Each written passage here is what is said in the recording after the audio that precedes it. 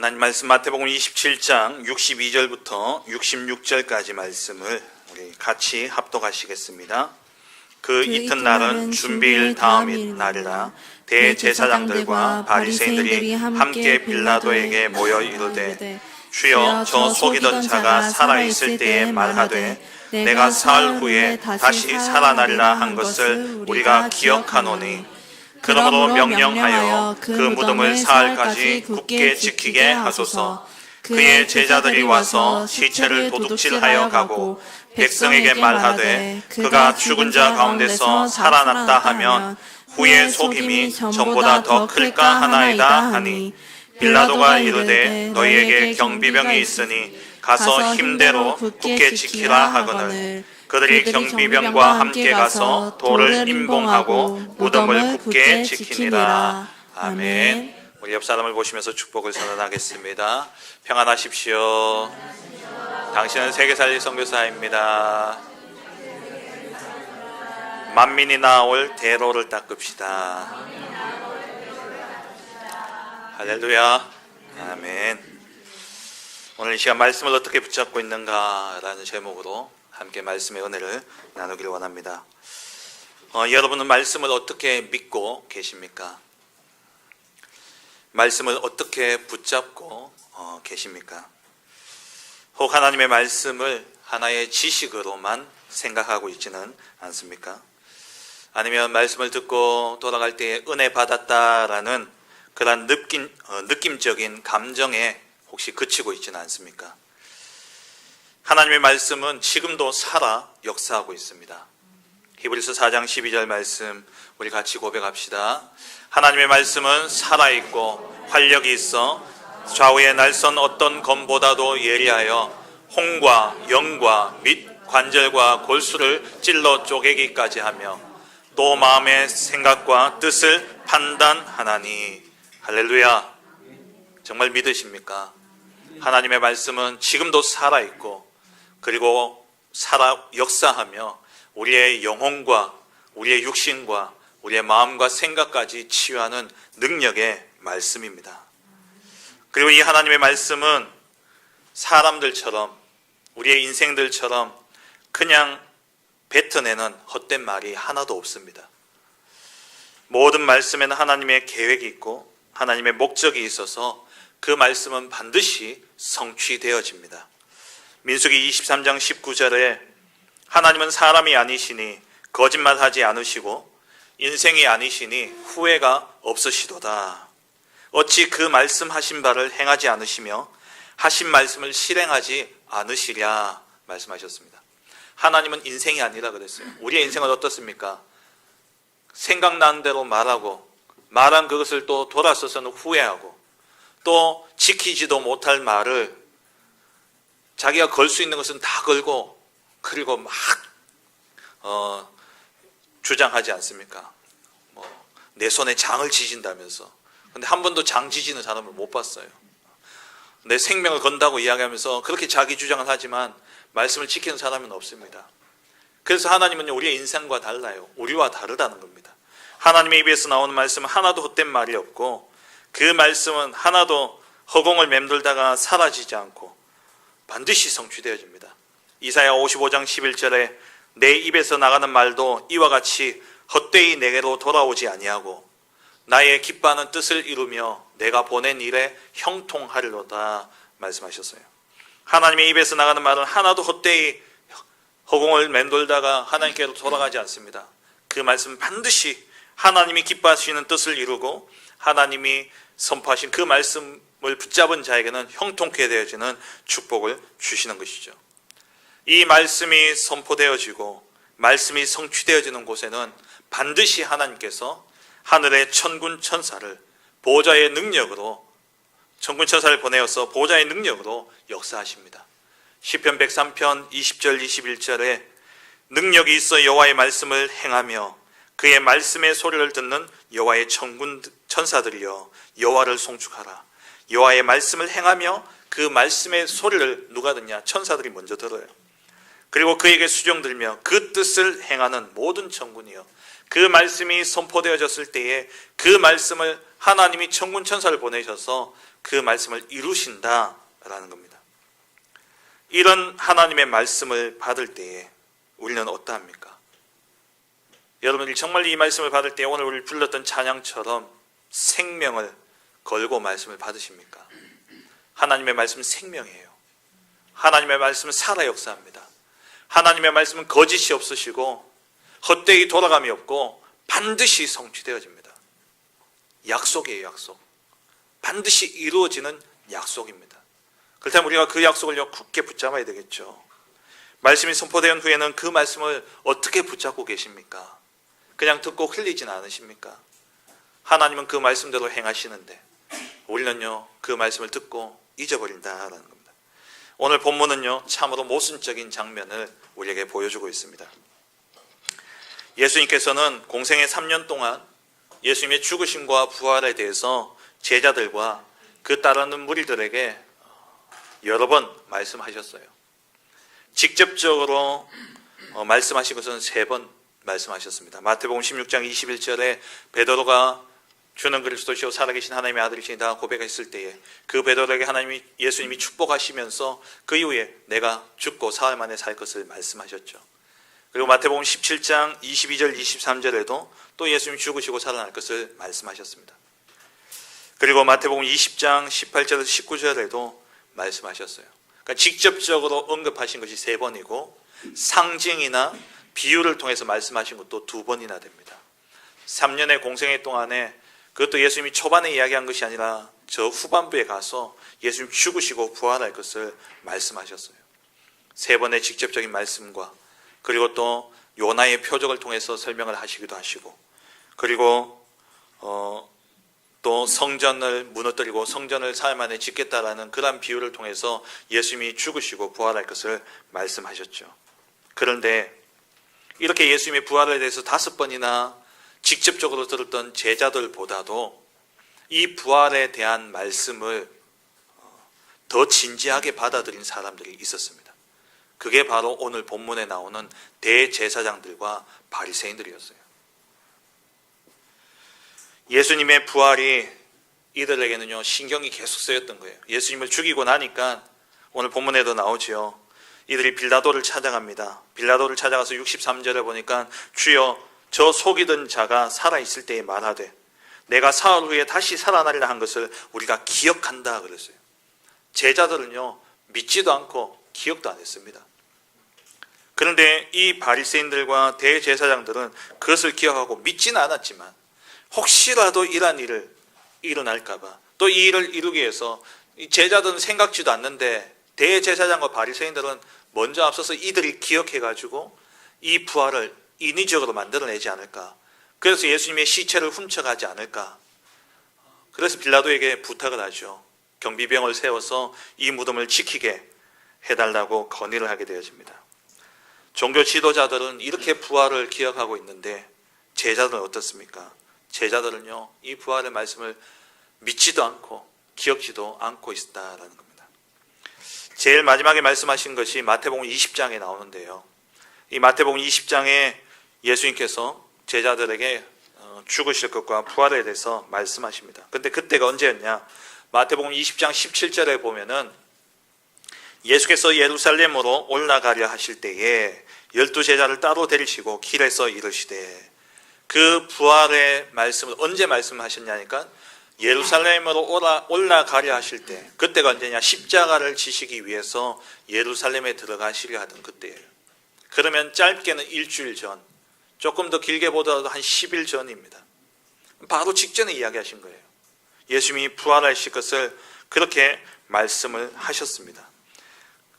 마태복음 20장 18절 19절에 보면 보라 우리가 예루살렘으로 올라가노니 인자가 대제사장들과 서기관들에게 넘겨짐에 그들이 죽이기로 결의하고 이방인들에게 넘겨주어 그를 조롱하며 채찍질하며 십자가에 못 박게 할 것이나 제3일에 살아나리라. 예수님 제자들에게 분명히 말씀을 하셨어요. 근데 이 제자들은요, 기억지 못하는 겁니다. 이 말씀 이후에 어떤 일이 일어났냐니까 이 말씀을 하시고 바로요, 세베대의 어머니, 세베대의 어머니가 아니라 세베대의 아들의 어머니, 지난번 제가 설교할 때 말씀드렸죠. 족보를 꼬아놨다고. 세베대의 아들의 어머니는 누구의 부인입니까? 세베대의 부인이에요. 그냥 세베대의 부인이라면 되는데, 세베대의 아들이 예수님의 제자들도 와 있었기 때문에 세베대의 아들들의 부인, 아들들의 아버지의 부인. 저도 헷갈립니다. 예. 이 어머니가 예수님께서 하시는 그 말을 듣고는 바로 이어서 뭘 이야기하냐니까요. 예수님의 죽으심과 부활을 들었으면 거기에 대해서 뭔가 이야기를 해야 되잖아요. 근데 어떻게 합니까? 예수님께 하는 말이, 내 아들들이 나중에 부활하시면, 이 땅에 하나님 나라가 세워지면 하나는 좌편에 하나는 우편에 세워달라고 그렇게 자리를 청탁하는 것을 볼 수 있습니다. 우리가 말씀을 들을 때요, 주의해야 될 것이 있어요.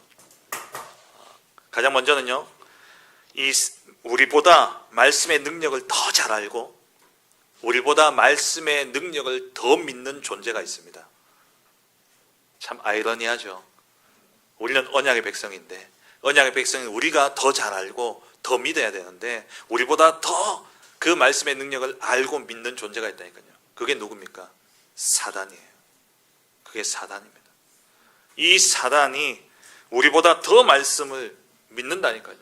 말씀대로 이루어지는 줄 알기 때문에 사단은 기를 쓰고 말씀을 듣지 못하게 만들고, 말씀을 그 마음에 두지 못하게 만들고, 말씀 성취의 길로 가지 못하게 만드는 겁니다. 어떻게 해서든 말씀 성취를 막으려고 하죠. 아이러니하게도 대제사장들과 바리새인들이 부활의 말씀을 기억하고 그거를 막으려고 합니다. 우리 제자들은요, 기억지도 않고 있는데요. 말씀을 듣지 못하게 만드는 이 사단의 전략이 뭡니까? 바로 내 생각에 빠져들게 만드는 거예요. 말씀을 들을 때에 내 생각에 다 사로잡히도록 만드는 겁니다. 그게 말씀을 가장 잘 빼앗는 방법이에요. 그래서 마태복음에 보면은 그 씨 뿌리는 비유가 나오잖아요. 세상에 제일 유혹과 염려와 근심을 줌으로써, 그게 다 뭡니까? 나에 대한 생각 아닙니까? 그래서 말씀이 뿌리 내리지 못하도록 만드는 겁니다. 사단이요, 그렇게 내 생각을 집어넣는 겁니다. 세베대의 아들의 어머니는 예수님께서 가장 중요한 말씀을 하시는데도요, 그 말씀의 의미를 생각하기보다도 자기 말만 하고 있어요. 말씀을 들을 때에 내 생각에 사로잡히게 되면 말씀이 안 들려지게 됩니다. 같은 말씀을 듣고 있으면서도요, 다 자기 생각대로 하면요, 동상이몽을 꾸는 거예요. 같은 자리에서 서로 다른 꿈을 꾸는 겁니다. 예수님은 가장 중요한 그리스도의 일을 설명하고 있는데, 이 세베대의 아들의 어머니는 그 사건 이후에 예수님이 진짜 정치적인 왕이 되셔서, 메시아가 되셔서 자리를 보좌에 앉으시면 그 좌우 자리에 자기 아들을 앉히려는 생각밖에 없는 거예요. 그 생각 가지고 말씀을 듣고 있으니까 같은 말씀을 들어도요, 다른 말씀이 되어지는 겁니다. 우리가 하나님의 말씀을 들을 때에 그렇게 되어지는 거예요. 내 생각이 가득 차면, 내 생각에 사로잡히게 되어지면 말씀을 듣지 못합니다. 여러분, 사람들과 대화할 때에 보면은 그 말씀, 대화할 때에 상대방의 말을 주의 깊게 잘 경청하는 사람이 있습니다. 경청하는 사람의 특징은 뭐냐? 잘 경청하는 사람의 특징은 그 사람의 말하는 그 마음과 의도를 생각하면서 말을 들어요.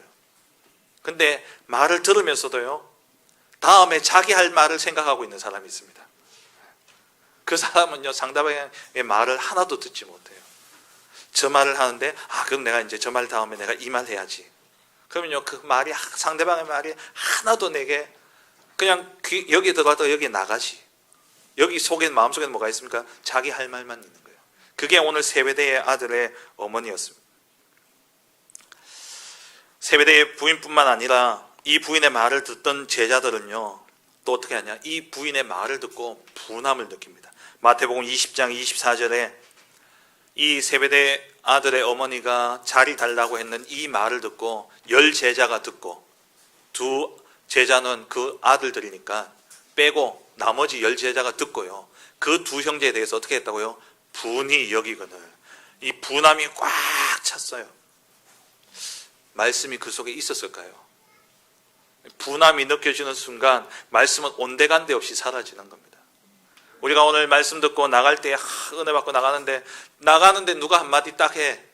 그게 나한테 딱 걸리는 순간요, 마음에 뭔가 분이 차오르기도 하고 마음에 뭔가 상처가 있기도 하고 그러면요, 말씀은 온데간데 없습니다. 저 인간이 이렇게 되어지는 거죠.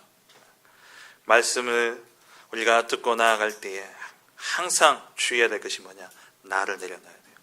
내 생각, 내 기준, 내 계획, 이것을 내려놓지 않으면은 우리는요, 사단의 관계에 걸려서 말씀을 하나도 내 마음에 담지 못하게 되어집니다.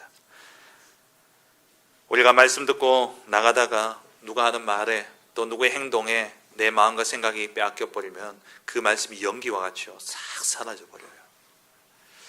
말씀은 반드시 살아 역사하고 말씀은 반드시 성취되어집니다.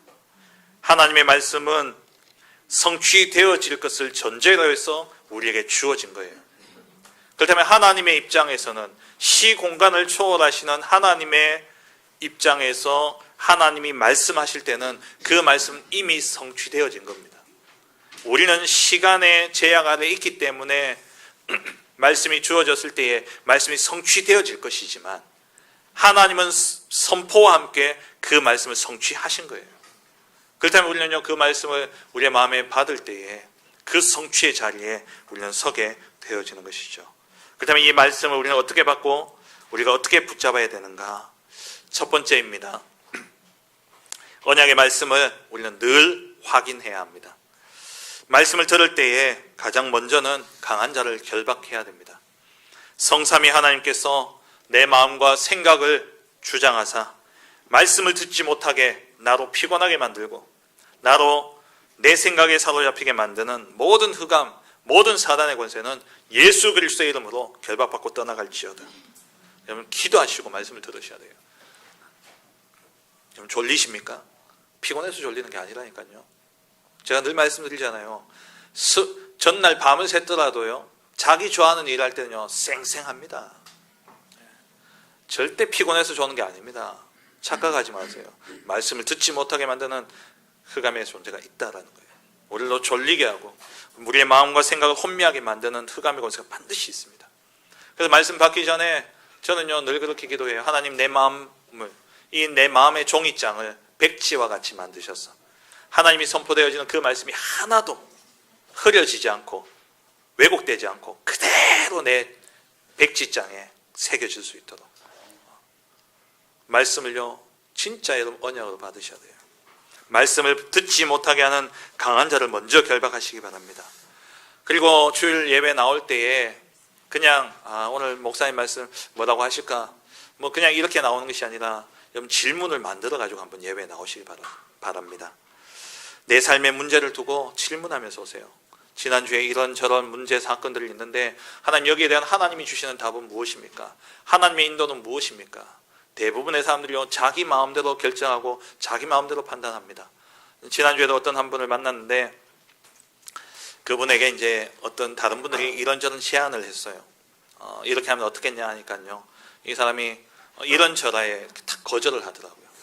그래서 제가 옆에서요 그랬어요. 기도해봐라.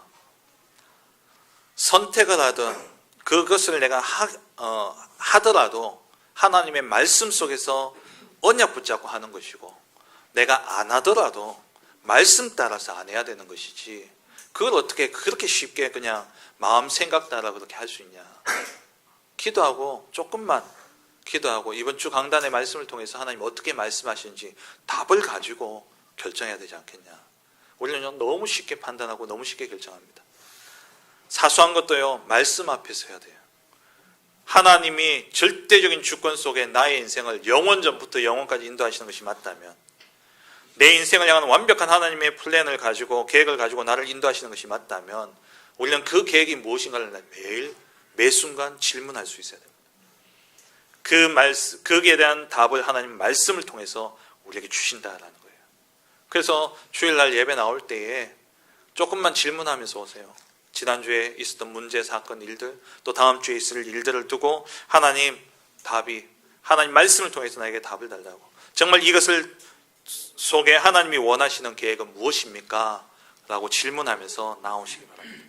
그리고 토요일 저녁에는요, 질문을 만드세요. 뭘 만드느냐? 토요일 저녁에 우리 주보가 단톡방에 올라가지 않습니까? 그럼 본문 말씀을 한번 읽어보고 그리고 제목을 보세요. 왜 목사님은 이 본문을 가지고 이 제목을 가지고 말씀을 주실까? 왜 이 제목을 잡았을까? 그것만 질문하면서 궁금해하면서 예배에 오더라도요, 말씀의 정확한 하나님의 말씀에 답을 얻을 수 있습니다.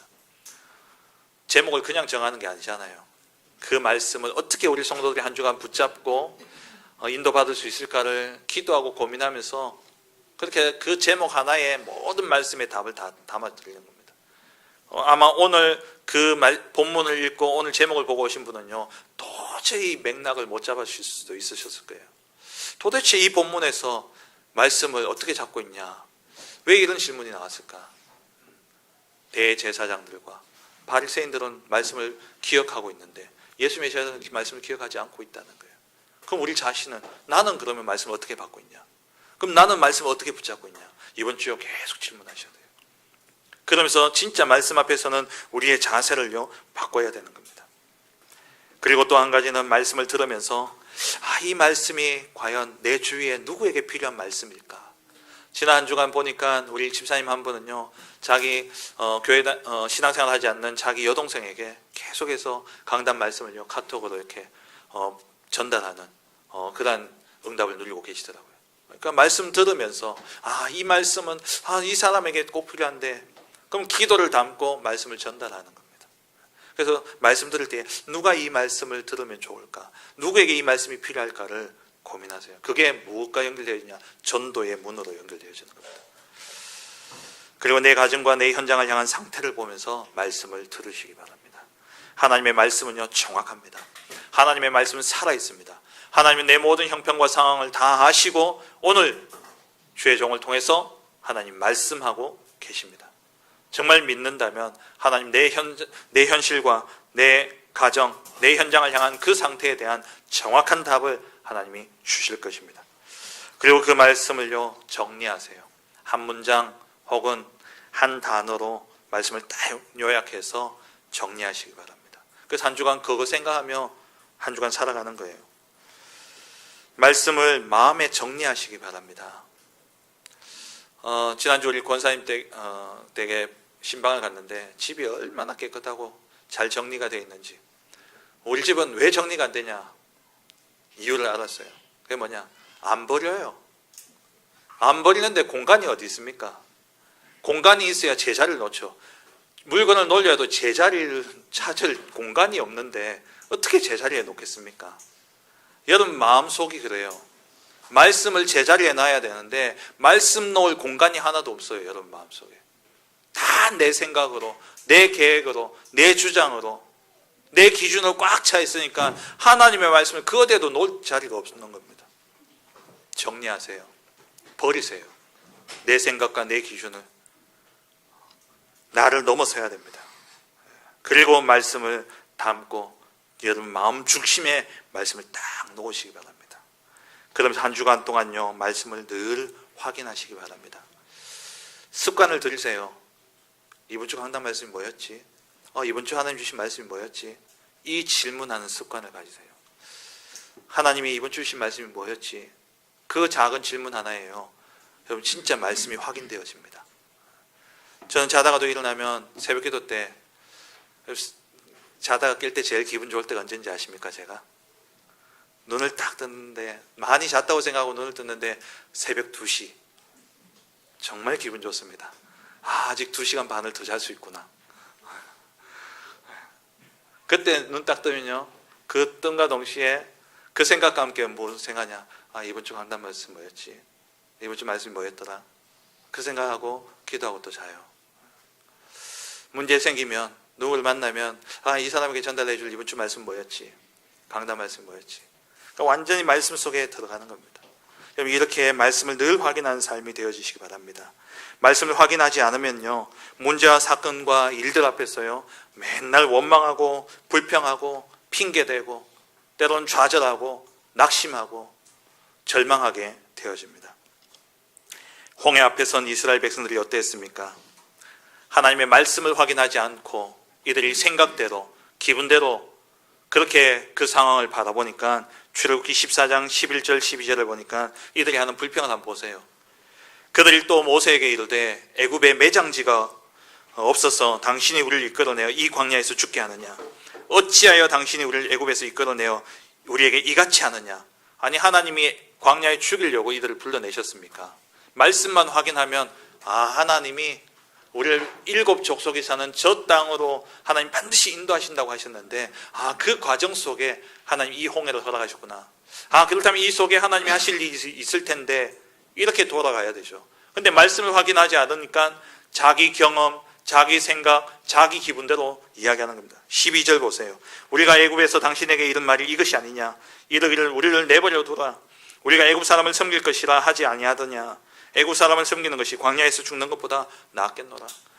꼭 죄송합니다. 지 꼬라지대로 생각하는 거예요. 지 수준대로 생각하는 겁니다. 말씀 없으면 그렇게 되어져요. 여러분 수준대로 살기를 원하십니까? 여러분 자녀를 키우다 보면 언제 제일 화가 나십니까? 저는요, 언제 제일 화가 나냐니까 저 닮았을 때 화가 나더라고요. 제가 싫어하는, 제가 이런 습관은 나한테 없었으면 하는 그 모습, 그게 아이들에게 나타날 때요, 저도 모르게 짜증이 나고요, 화가 나요. 여러분 생긴 대로 사시길 원하십니까? 우리가 말씀 없으면, 말씀 확인하지 않으면 그렇게 살아갈 수밖에 없는 겁니다. 진짜 날마다요, 우리는 말씀 확인하셔야 돼요. 말씀을 확인하게 될 때에 문제가 아니라 하나님이 준비하신 최고의 응답임을 우리는 확인하게 되어지는 겁니다. 두 번째, 말씀을 확인하셨으면 어떻게 해야 됩니까? 말씀이 성취되어지는 그 길로 우리는 가야 됩니다. 언약의 말씀이 성취되어지는 그 길로 여러분 가셔야 돼요.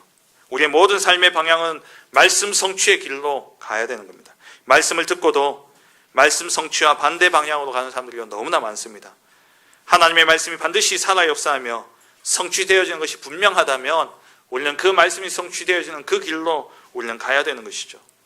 말씀이 성취되어지는 그 길로 갈 때에 그 순간에는 죽음의 길처럼 보여지고 고통과 고난의 길처럼 보여질지 모르지만 그 길을 우리가 가게 될 때에 하나님의 역사는 시작되어지는 겁니다.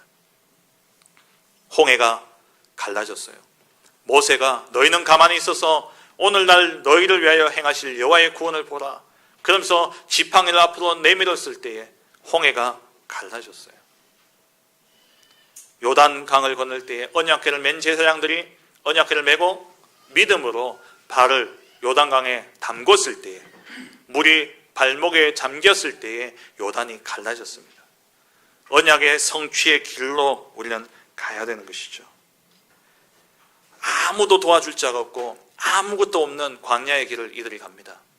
진짜 nobody nothing의 그 광야일지라도 말씀에 의지하여서 언약궤를 앞세우고 말씀의 성취의 길을 따라가게 될 때에 그 광야의 길은 고난의 길이 아니라 그 길은 하나님의 말씀의 성취의 길이 되어졌고 하나님의 역사를 누리는 길이 되어졌다라는 겁니다.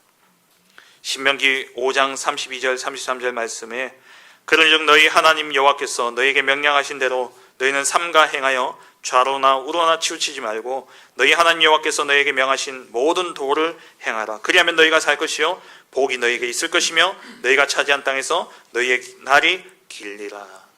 하나님의 말씀 성취되어지는 그 길로 가게 될 때에 우리가 진짜 살게 되는 거예요. 말씀 성취의 반대의 길로 갔는데 뭔가 잘 된다?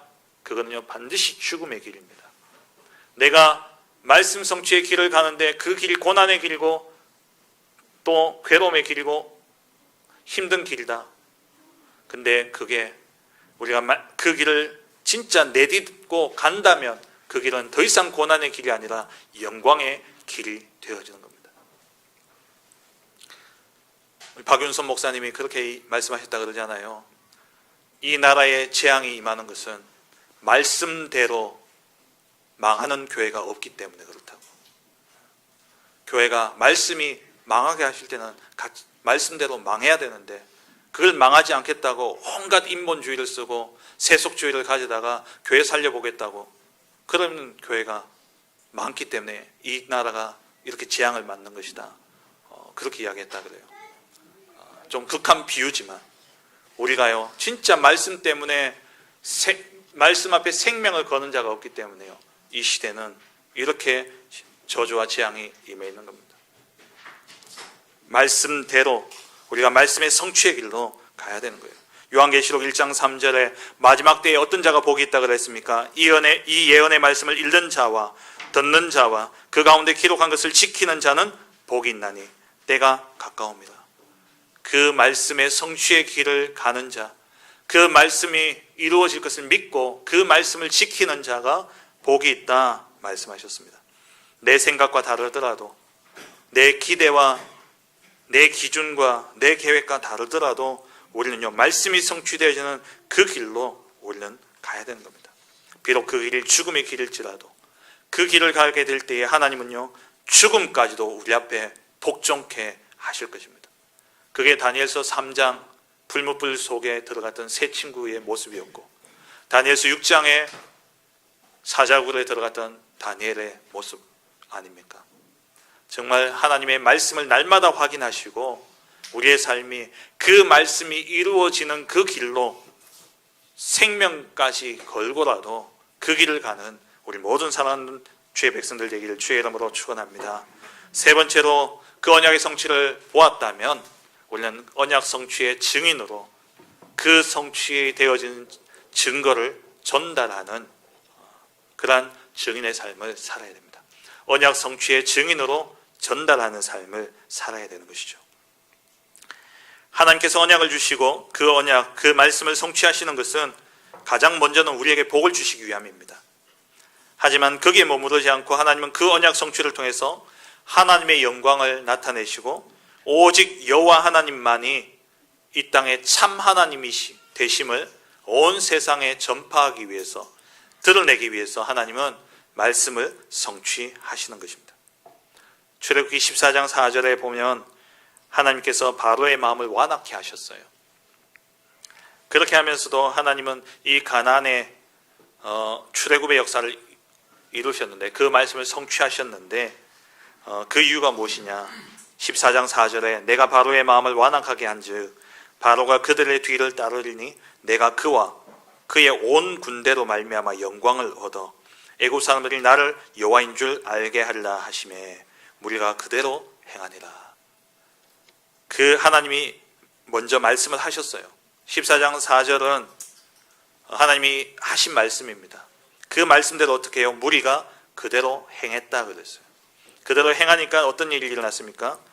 이 홍해 사건을 통해서 온 애굽 사람들이 여호와 하나님만이 참 하나님임을 믿게 되어졌죠. 여호수아 3장 7절도 하나님께서 요단을 건너게 하시면서 하나님의 그렇게 하신 이유를 말씀하고 있죠. 여호와께서 여호수아에게 이르시되 내가 오늘부터 시작하여 너를 온 이스라엘의 목전에서 크게 하여 내가 모세와 함께 있었던 것 같이 너와 함께 있는 것을 그들이 알게 하리라. 무슨 사건을 통해서요? 요단강 사건을 통해서.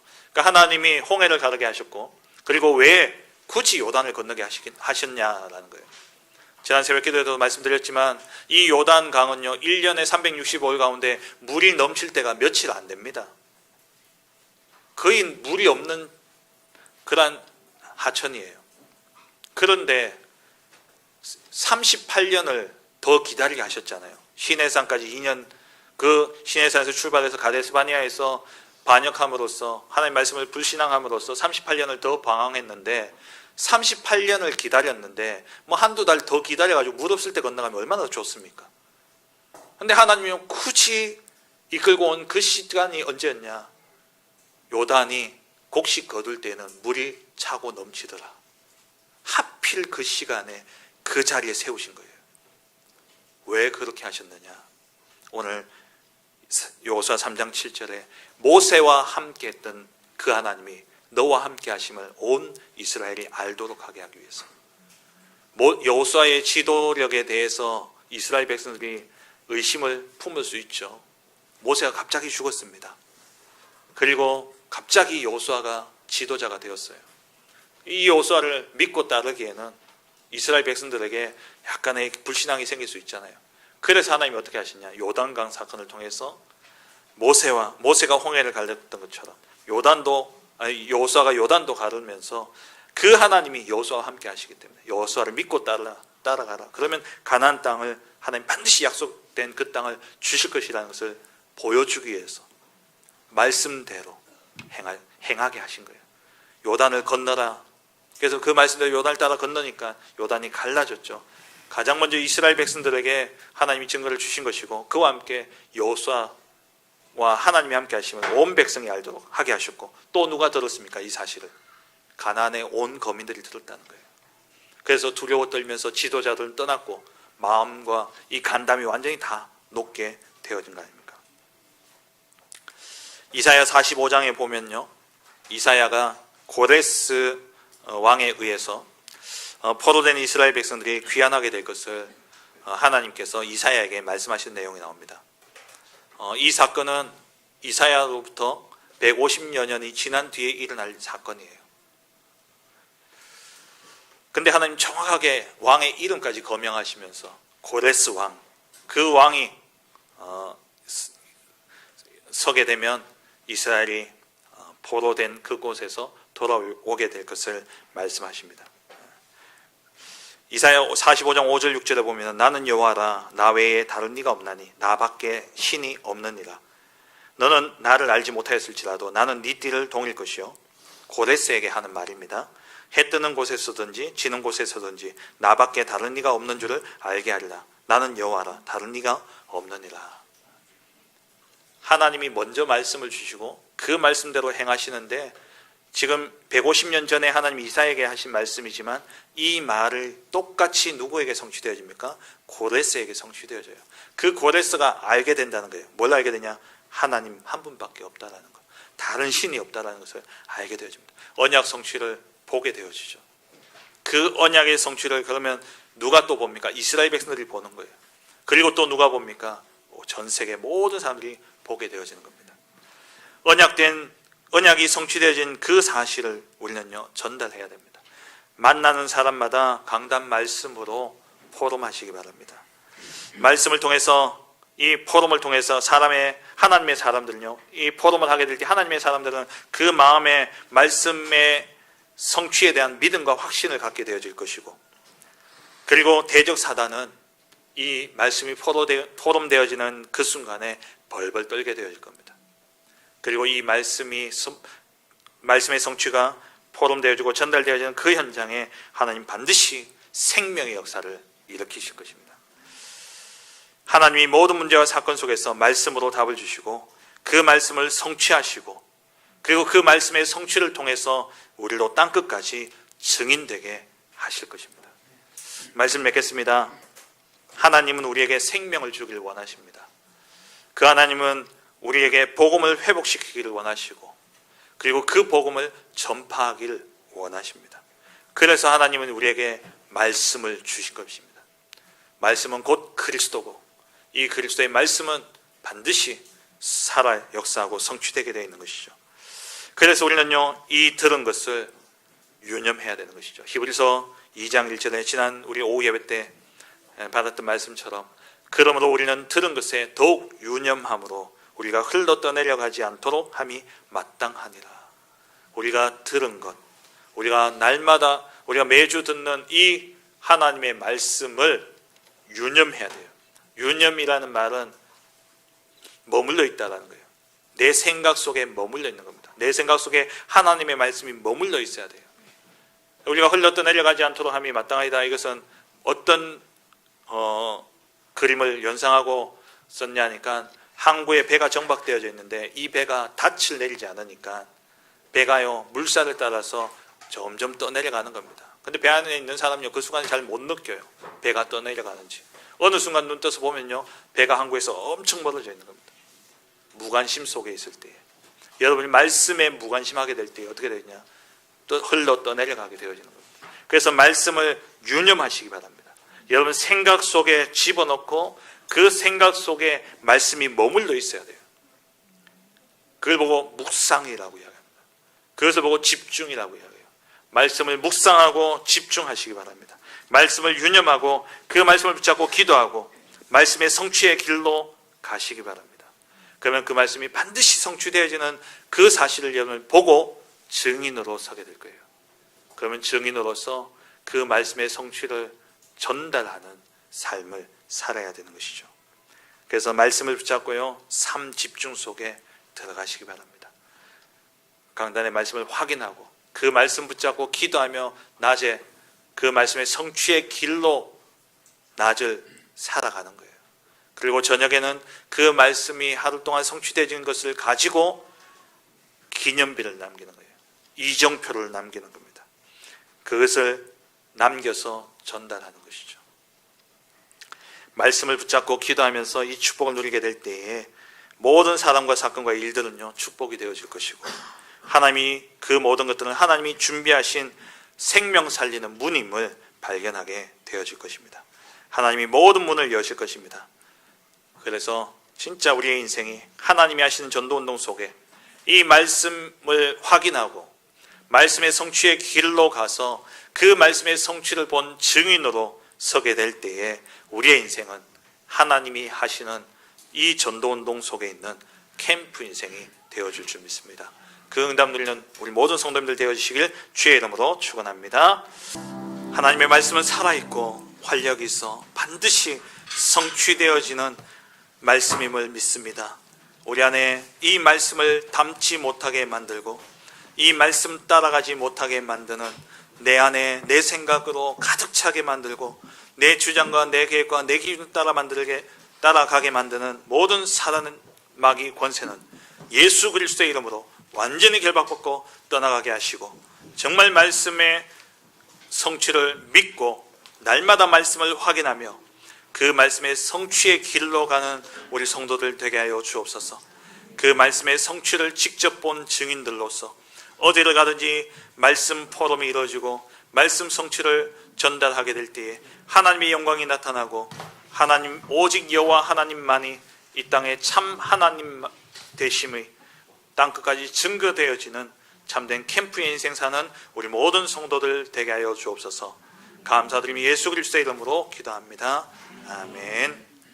지금 우리 주 예수 그리스도의 은혜와 하나님 아버지의 지극하신 사랑하심과 성령의 내주 인도 역사 충만하심이 반드시 성취되어질 언약의 말씀을 마음에 담고 날마다 확인하며 그 성취되어질 길을 가는 가운데 말씀의 성취를 보고 그 말씀 성취의 증인으로 서기를 원하는 우리 모든 사랑하는 성도들과 가정과 생업과 후대 위에 주의 몸된 교회 위에 또 특별히 우리 귀한 집사님과 전도사님 귀한 가정과 후대 위에 지금으로부터 영원토록 함께 있을지어다. 아멘.